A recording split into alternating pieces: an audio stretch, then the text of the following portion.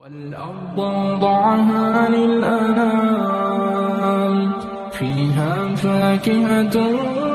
والنخل ذات الأكمام والحب ذو العصف والريحان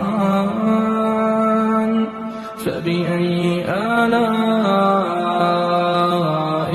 ربكما تكذبان خلق الإنسان من صلصال كالفخار وخلق الجان